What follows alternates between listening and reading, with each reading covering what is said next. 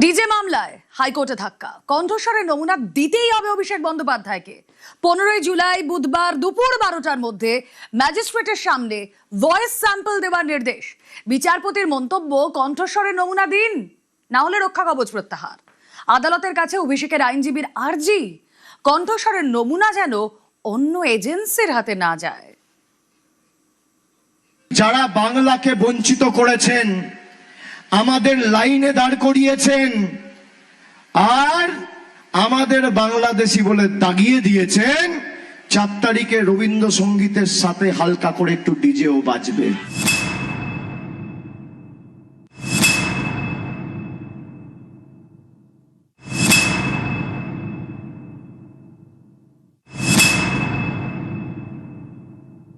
আজকে ওনার অ্যাডভোকেট মামলার একদম শেষ মুহূর্তে যেটা উনি একটা আস্তে করে উনি একটা অ্যাপিল করেছিলেন যে ওনার এই ভয়েস স্যাম্পল উনি দেবেন, কিন্তু সেটা যেন অন্য কোনো এজেন্সি না নেন। তো সেটা শোনার পরে আমরা কোর্টরুমে সবাই আমরা খুব হাসাহাসি করেছি এবং মহামান্য বিচারপতি উনি শুনে আর একটি শব্দ ব্যয় করেননি, জাস্ট ফাইলটা উনি রেখে দিয়েছেন। তো ওনার ভয় কিসে? উনি তো জীবনে কোনোদিন দুর্নীতি করেননি বলে দাবি করেন।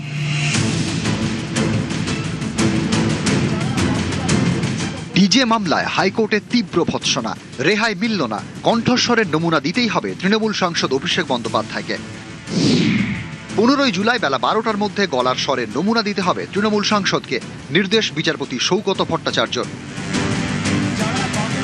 ডিজে মামলায় অভিষেককে কণ্ঠস্বরের নমুনা দিতে নির্দেশ দেয় আদালত। এই নির্দেশকে চ্যালেঞ্জ করে কলকাতা হাইকোর্টে মামলা করেন অভিষেক বন্দ্যোপাধ্যায়।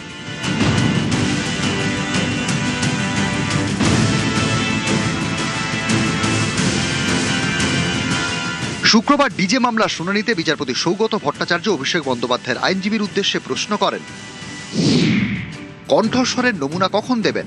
সবকিছুর সীমা থাকা উচিত। তদন্তে সহযোগিতা না করলে রক্ষা কবচ প্রত্যাহার করব, নির্দেশ জারি করব। আপনি তদন্তে সহযোগিতা করছেন না, পুলিশের নোটিশে সাড়া দিয়ে তদন্তে সহযোগিতা করুন, না হলে মামলা খারিজ করে জরিমানা করব, নির্দেশ প্রত্যাহার করব। হ্যাঁ কি না উত্তর দিন। 21শে মে রক্ষা কবচের যে নির্দেশ দিয়েছিলাম তা প্রত্যাহার করব, সেটা না চাইলে কণ্ঠস্বরের নমুনা দিয়ে আসুন। তখন অভিষেকের আইনজীবী সওয়াল করেন, দয়া করে আমাকে 2 মিনিট বলতে দিন, তারপরে আদালত নির্দেশ দিক। আমার মক্কেল স্বীকার করেছেন সেটি তাঁর কণ্ঠস্বর।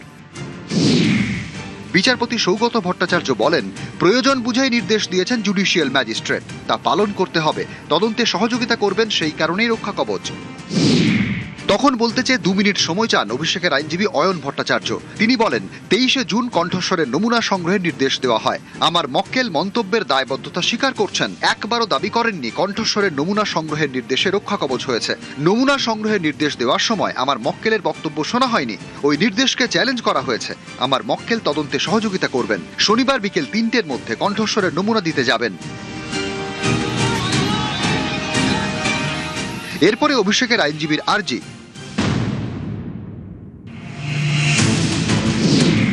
তার মক্কেলকে লক্ষ্য করে ডিম ছোড়ার ঘটনা যেন না ঘটে। তখন বিচারপতি সৌগত ভট্টাচার্য বলেন, ডিম ছোড়ার ঘটনা বন্ধ হওয়া উচিত। রাজ্যের উদ্দেশ্যে বিচারপতি বলেন, জনতাকে নিয়ন্ত্রণ করা উচিত যাতে ডিম ছোড়ার মতো ঘটনা না ঘটে। অভিষেকের আইনজীবীর উদ্দেশ্যে বিচারপতি বলেন, আদালত একটি নির্দেশ জারি করেছে, রক্ষা কবচ পেয়েছেন।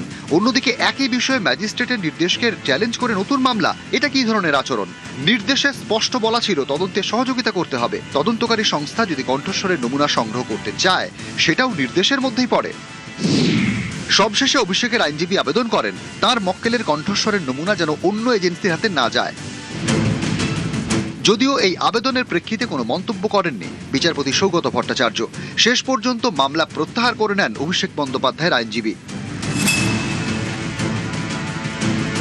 ভয় কিসে? উনি তো জীবনে কোনোদিন দুর্নীতি করেননি বলে দাবি করেন। উনি তো ফাঁসির মঞ্চ রেডি করে রেখেছেন যে কোনো সময় উনি ফাঁসির মঞ্চে চলে যাবেন। তো ওনার তো এত বড় যখন তার বুকের পাটা, তা উনি তো ভয় পাচ্ছেন কেন? কোথায় ওনার ভয়? কালীঘাটের কাকু বলেছেন ওনাকে কেউ ছুতে পারবেন না, আমি শুধু ছুঁইনি, ওনাকে আমি মাথায় হাতও রেখে দিয়েছি। অভিষেক ব্যানার্জি, আপনি যেভাবে দুর্নীতি করেছেন, যেভাবে হুমকি দিয়েছেন, শুধু হুমকি দেওয়া নয়, আপনার দলের লোকেরা, আপনার গোষ্ঠীর লোকেরা যেভাবে অত্যাচার করেছে, তার বিচার তো করতেই হবে। সুতরাং আপনার যদি গলার কণ্ঠস্বর যদি ম্যাচ করাতে হয়, সেটা যদি আদালত বলে আপনাকে যেতে হবে, আপনি চ্যালেঞ্জ করছেন কেন? কিসের ভয় পাচ্ছেন? আপনাকে আদালতের সামনে যেতে হবে, বাংলার মানুষকে উত্তর দিতে হবে। নিউজ 18 বাংলা।